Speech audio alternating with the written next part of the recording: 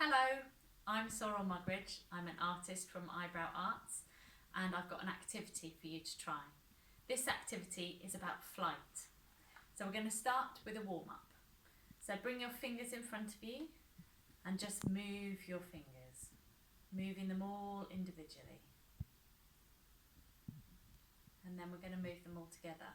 You need to open your fingers out in a stretch and close them together.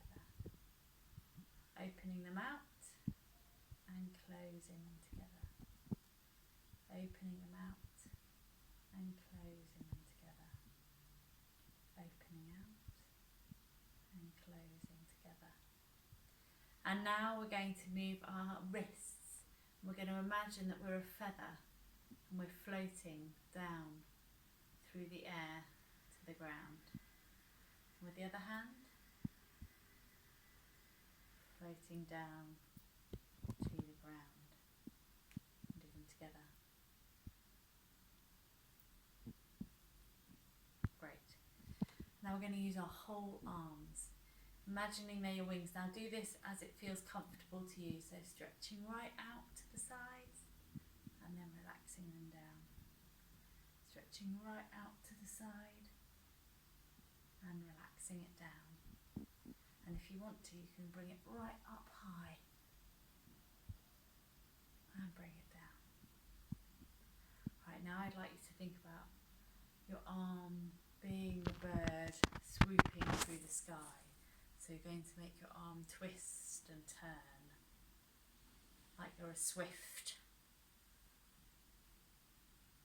diving and swooping. I'll try it with the other arm.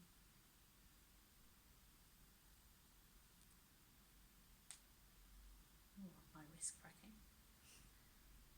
And now we're going to think about a kestrel who hovers in the air and then dives, hovering in the air and then diving.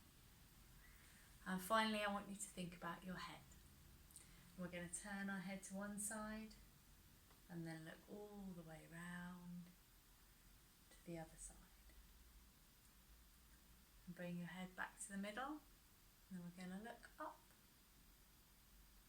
and down to your toes. And then bring your face back to the middle. I have a feather here and I really love watching a feather and feeling it on my hand. They seem to capture the idea of flight as an object brilliantly. So when this feather moves, you see it float through the air, you see it scoop up the air.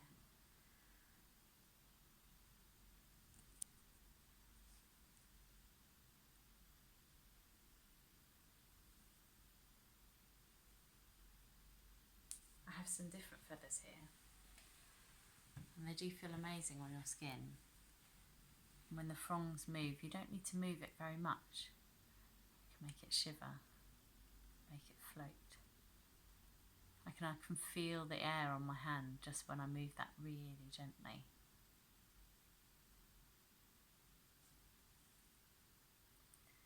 This feather is a flight feather, and you can tell that because of the smooth edge.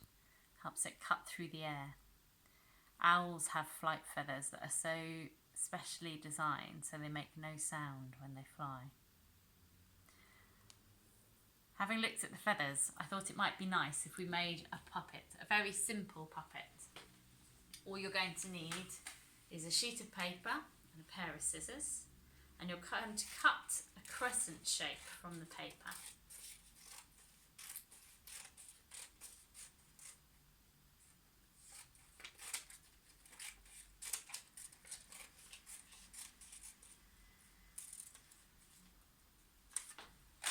Once you have your crescent, you're going to fold the two sides of it up to create the wings of your bird. And then you're going to use your fingers to hold it and help you move that bird. So this one's got the curved wings of a swift. So we're going to make it fly by moving our arms in those swooping and diving motions that we used before.